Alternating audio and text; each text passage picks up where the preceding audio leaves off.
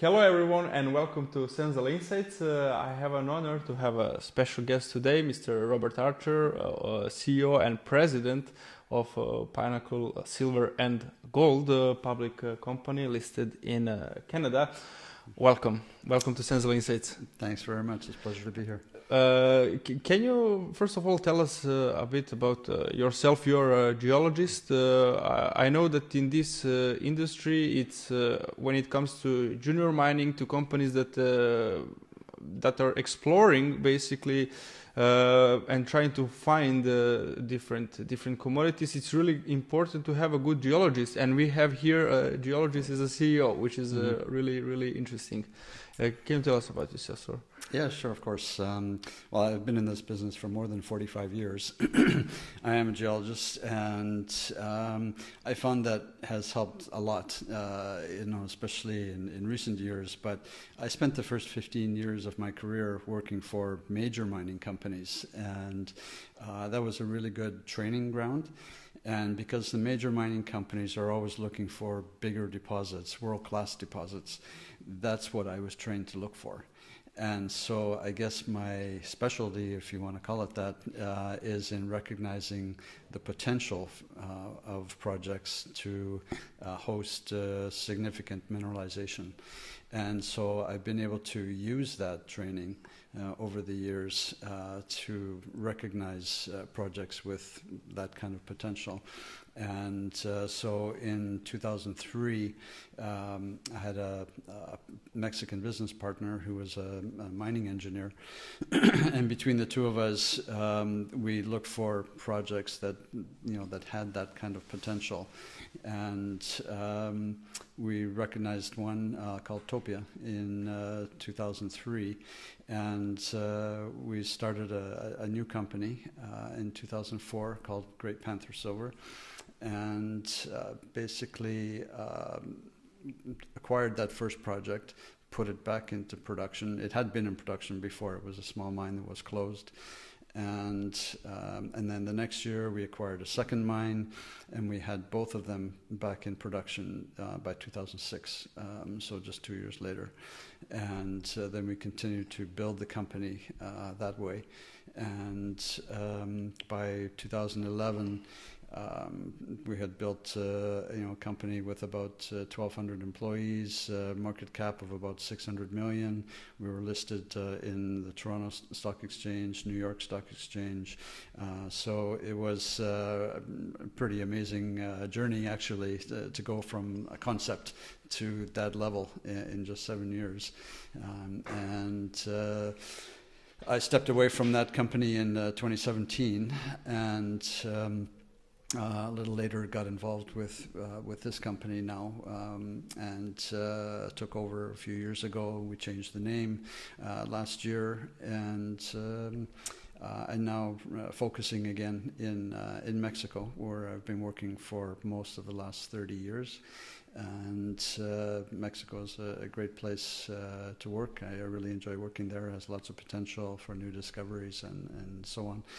And we've just acquired a project 3 months ago.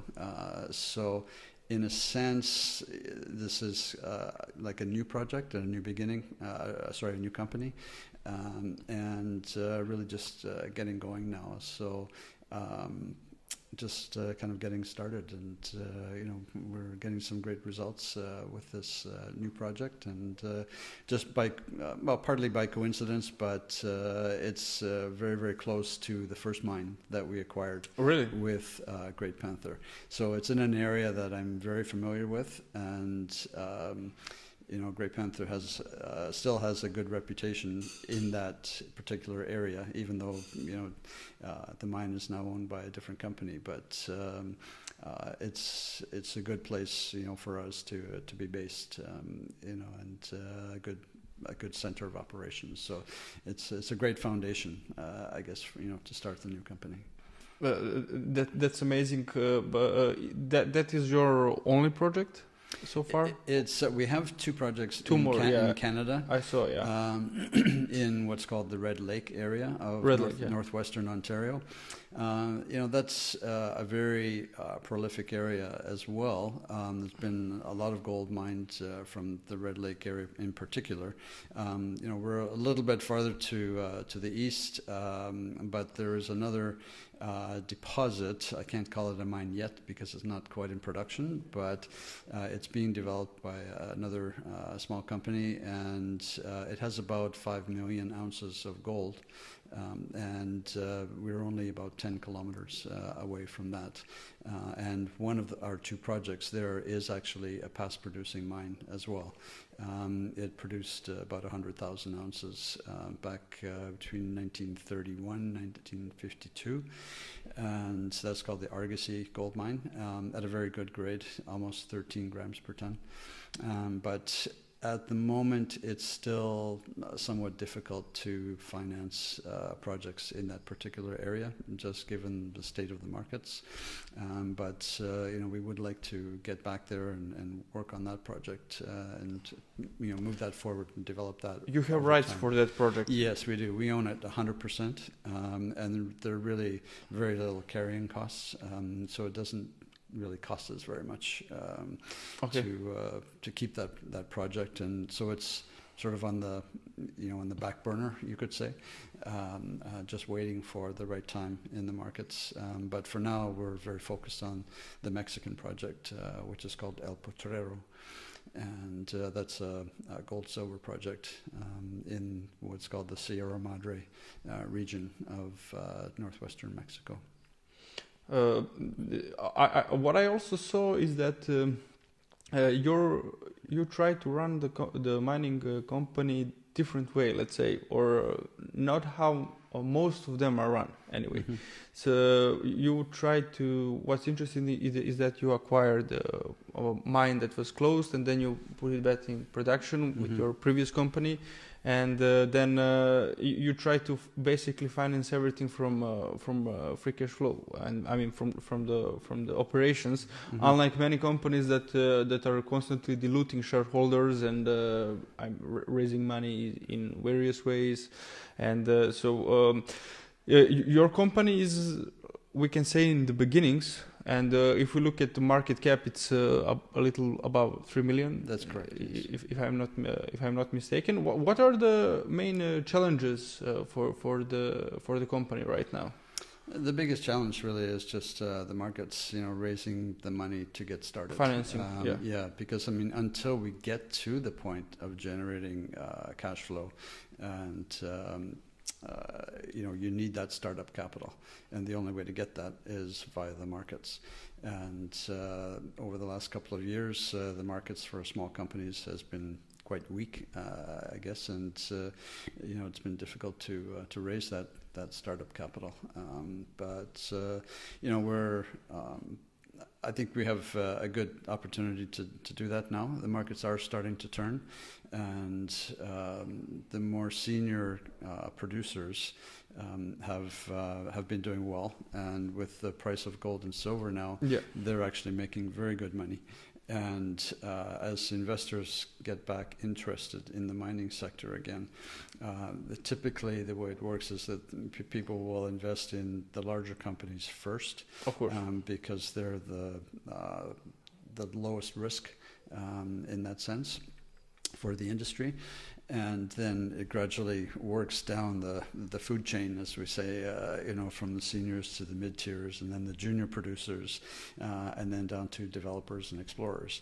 And but what we've seen is that in terms of percentage gains, as that shift takes place, the percentage gains are strongest for the junior producers. Yeah. And so from an investment standpoint, that's where you can make the most money. Because right now, for example, we're trading at about 4 cents Canadian. And as the money comes back into the sector, and as we develop the project, then just to go from 4 cents to 8 cents, you've doubled your money. It's 100% gain. And so as the project gets developed, as the company progresses, then the percentage gains can be huge. So that's the attraction, for a company like ours. I completely agree, and that's why I'm invested in the sector myself, because it's a symmetric risk basically. Mm-hmm. You can lose everything, but on the other hand, you can earn 10x, 50x. Sure. Mm-hmm. Who knows how much? I myself did really well on one junior mining company that had a 5 million market cap. It went to 50 in basically a few weeks. Okay. Well, because they found a good deposit in Western Africa. Ah, okay. Yeah. Mm-hmm. And but on the other hand, it could, if they didn't do that, they could probably go to zero. And I saw that the survivability rate in junior mining is really bad. It's like 90% or even more, that companies that do not survive, basically, few of them succeed, but those that succeed, they really generate amazing returns in unimaginable. Yes, yeah, no, that's correct. That's one of the things that one of the reasons for our particular business model, because we're not really, we're not pure explorers in that we're looking to discover something new, because we have mines that were in production before. We know that there's mineralization there. We have a certain amount of information from that. They were producing in the past, so they're not always a really good data set, and especially if they were in production by a private owner, not a public company. And some guys are not necessarily good at keeping records. Yeah. So it can be a little bit variable, but we know that there's something there. So really, then it comes down to just properly defining what is there. And in our particular case, we have a plant already on site. It hasn't been operated for 35 years, so it does need to be refurbished and repaired, and we need some new equipment and so on. But the basic infrastructure is there, and that has several advantages. There's lower capital expenditure required to get it back up and running. The time frame to do that is much shorter. Permitting will be easier and faster because it's already a disturbed site. You're not going into a brand new pristine area where you have to do all kinds of environmental studies and so on, that kind of thing. So it should make permitting that much faster, and so as we're going through that process of refurbishing the plant and getting the permits, we can be drilling to properly define where the mineralization is, which way it goes, what the grade is, how consistent it is, all these sorts of things that you really need to know. And we can be also rehabilitating the old mines, because there are several old mines over about a 500 meter strike length, and they may continue beyond that, because our guys have been mapping and sampling on surface, and they've traced the veins for 1.6 kilometers so far. So we know it goes beyond the initial 500 meters. And so we're developing drill targets to get drilling on that later in the year. And so then all of that is working in parallel, so you're advancing the project on different fronts. And so hopefully all of that should generate, good news, and we can be putting out updates and letting people know what's going on, and moving the project forward. So what would be then the next, let's say, major news that investors should expect, for example, news for that project in particular, in 6 months, 1 year? Well, even just right now, the guys have been sampling underground in the old mines and on surface, And so, we'll get sample results, assay results on a fairly regular basis, and we'll be publishing those results. I'm expecting some this week even, and we should have those results out quite soon. And so that process will continue, and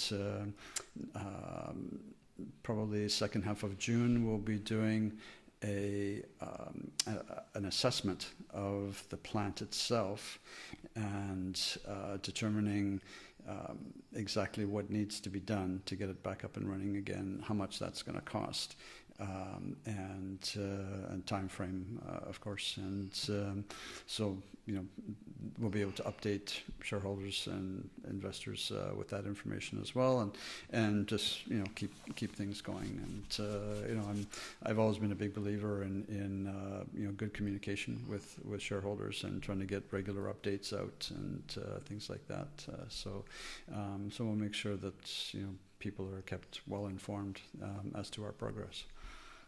Yeah, thank you for those informations. I would also like to ask you about your cash position, because I suppose that for a company of your kind, the cash is the most important,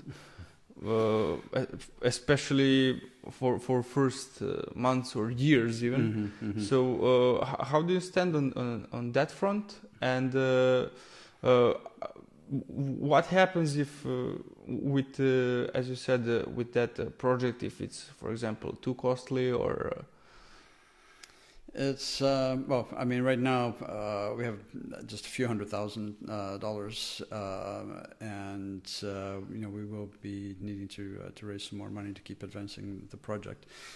So we'll be taking a look at the market and timing and that sort of thing as far as that goes, and also pricing. Yeah, we would obviously like to do it at a higher price than where we are now, less dilutive. And so we'll be working to try and increase the share price, before doing another financing. That's the main thing. And the way that we've structured this deal is that the payments to the vendor are staged over a period of time. But often what you see in this industry is that the buyer has to make certain payments, maybe on an annual basis or something like that. And it's often structured as an all or nothing type deal, where you have to make all of your payments to get to a certain point over maybe 3, 4, 5 years. And then once you make that final payment, you have 100% of the project, and you have to spend a lot of money on the project during that time, to advance it and so on. But we didn't want to do it that way, and we've structured the deal such that as soon as we start production, which we hope will be in about 2 to 3 years, then we immediately get 50% at that time. And so that gives us the right to 50% of any proceeds of production, any cash flow. And with that, we can then continue to make the payments, future payments out of the cash flow in order to get to that 100% level. And so it's a much less dilutive way of acquiring the 100% of the project. So that's that's basically the way we structured it. And in the interim, one thing I should also say is that we try to keep our burn rate as low as possible. We don't even have an office. A couple of our guys, our CFO and one of our directors is in Vancouver. I work from home. We have another director in Toronto, one in Ottawa, and the geologists that are working on the projects. So, we don't. Our overhead is very, very low. That's actually truly inspiring.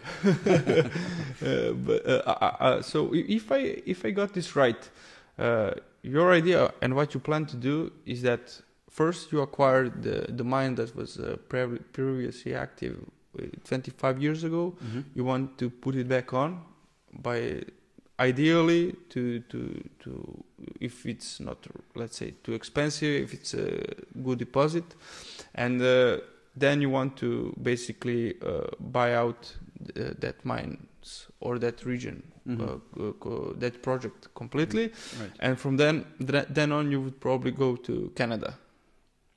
That's one option. For the other projects, yes. Yeah. I would like to take a further look at those projects once we get to that cash flow stage, again, so that it's not so dilutive. But we're also looking elsewhere in Mexico, and always open to opportunities in other jurisdictions, like Peru, for example, is a good silver and gold producer.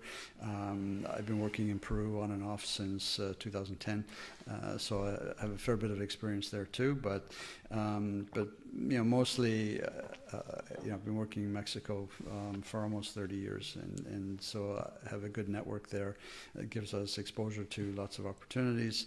And as we did with Great Panther, we bought that first mine at Topia in 2004. And even before we had that back in production, by 2006, in 2005, we had an opportunity to buy another mine called Guanajuato, which is actually a world-class deposit. It's been in production for more than 400 years, and it's a world-class deposit, and that was a real game changer for Great Panther at the time. And then we shut that down for a while and refurbished it and so on, and brought it back on stream the following year. So the point of all of that is that the starting with a relatively small mine, people shouldn't be focusing too much on the size of that, because really it's just a means to an end. It's just a first step. Yeah, exactly. It's, the reason that we had the opportunity to acquire that second mine with Great Panther is because, through our network, people heard that, we were a serious mining company, and not just a sort of fly-by-night junior, and that we were trying to build a real company. And so they came to us and said, we're in financial trouble. We need to sell the mine. Would you be interested? And of course we were. So just being there and developing that first mine opens you up to a lot of opportunities. And already, we've only had this project for 3 months, and already I'm talking to other people about other opportunities and where the second mine is going to come from, and that sort of thing. So it's a first step, to building the company, because obviously a small company like ours with a $3 million market cap can't just go out and buy a $50 million operation or $100 million company or something like that. You have to do it a little bit at a time, incrementally. So there's a definite strategy there in doing that. Who owns the company? How much is insiders? How much is public float? Insiders own about 25% at the moment, and 20% of that is Michael Cott and myself. Okay. Michael is actually the largest shareholder. Really? And I'm the second largest shareholder. So I've known Michael for probably 15 years or more, and so it's great to have him as a partner, a major shareholder, and then the rest of our directors, our CFO, own that other 5%.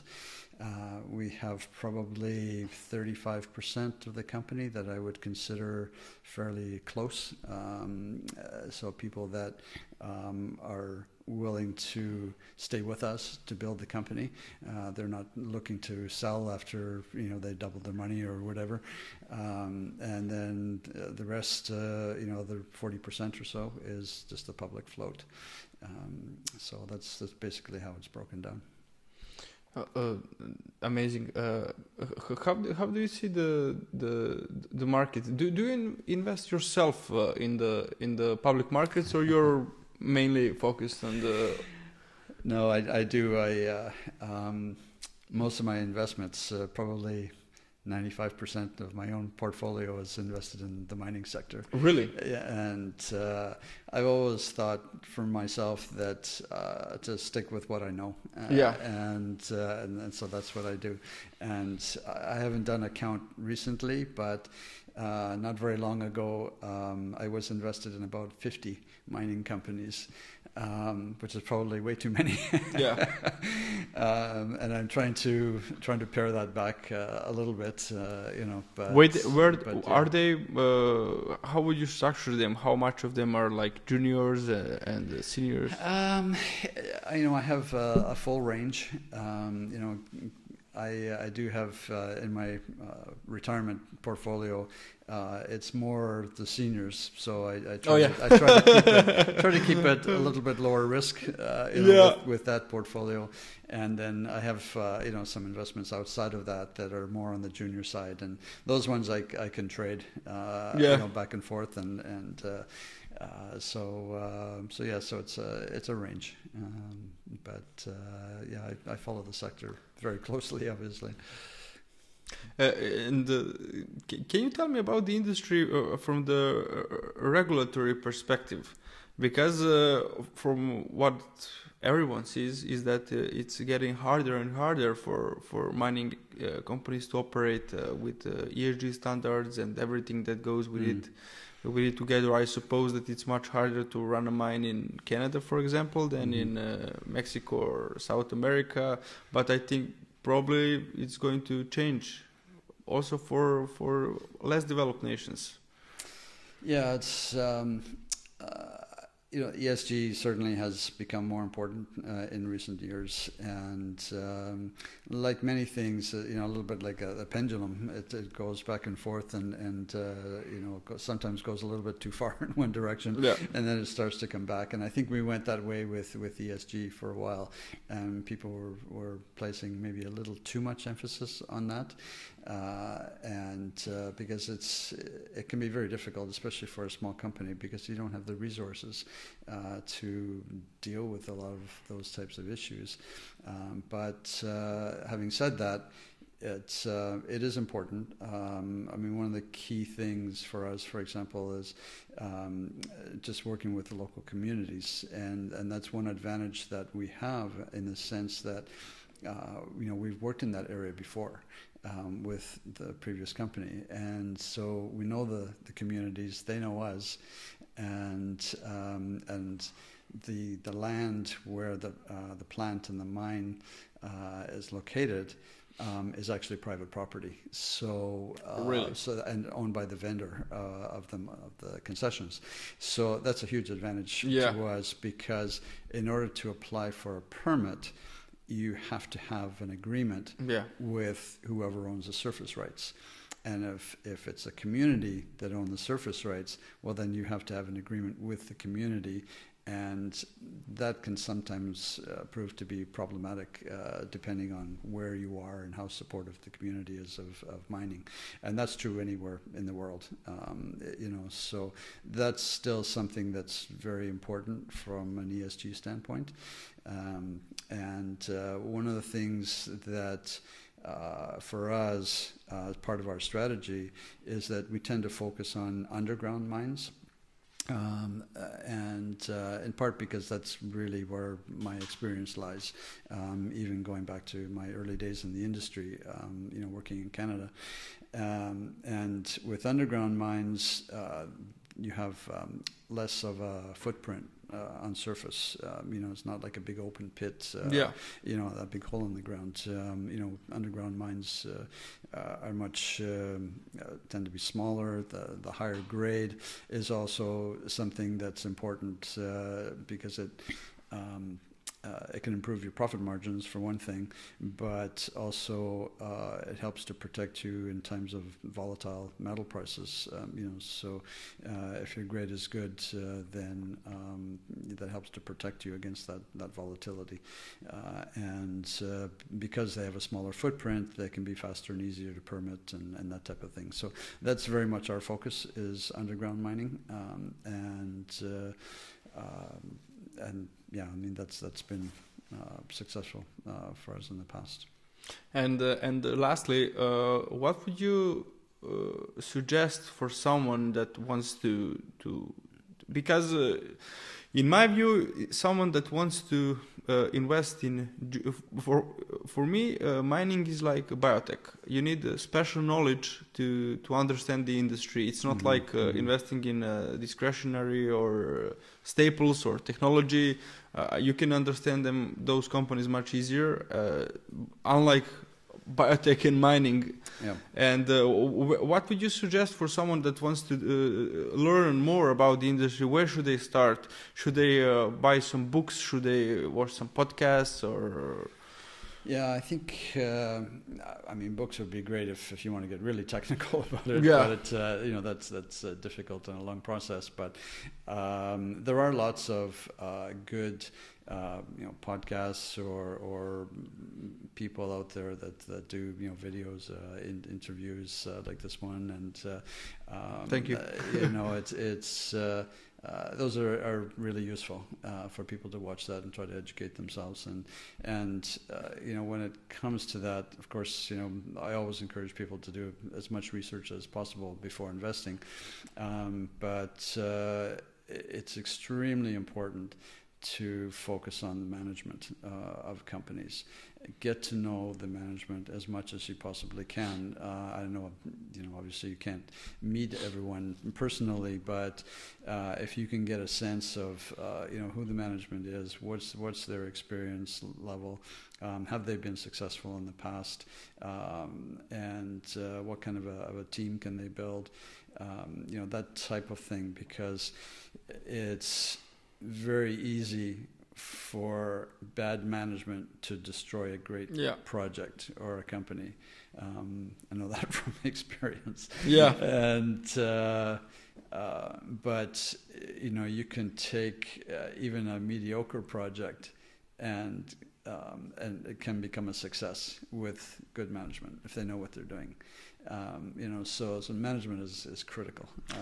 You know, so that's I would suggest that people really try to focus on that as much as possible, and that's where you know these podcasts and so on can be so important, because it does give investors an opportunity to get a feel for you know for the management and what they're like and what they're capable of. And I think this is an amazing message for the end of this podcast, because that goes pretty much in investing, private or public. Management is the key, pretty much in 99% of the situation. Right. If company is not some company with a really strong competitive advantage, that is nearly impossible to Sure. What Warren Buffett said, that for businesses that you can find a really good business that is hard to destroy by bad management. Right. Yeah. No. Totally. Yeah. No, that's right. And I mean, on that note, I should point out that our board of directors is very strong. Also, we have one gentleman that is a metallurgical engineer that has his own company in Toronto, and he's presently building 3 other plants in Mexico. So when it comes time to, you know, putting our plant back into an operating status, then you know he'll be very important in. That's a really important information. Leading that process. And one of our other directors is a world-renowned and respected geologist, and it's really good to have him involved with myself, you know, on the technical side to talk about you know the various geological aspects of the project as well, and then you know we have another director as well as our CFO that a very strong financial background. So you know the combination of all of that gives the company a lot of depth, a lot of experience. Mr. Robert, thank you very much. My pleasure. I really enjoyed it. I hope we'll be able to film another one. I hope you come to Serbia again. If not, then we'll do it through Zoom. Yeah, absolutely. No, I'd love to come back, and thanks very much for having me on. Thank you very much, and thank you, and I hope you enjoyed it as much as I did. Thank you, and see you on the stock market, as we say.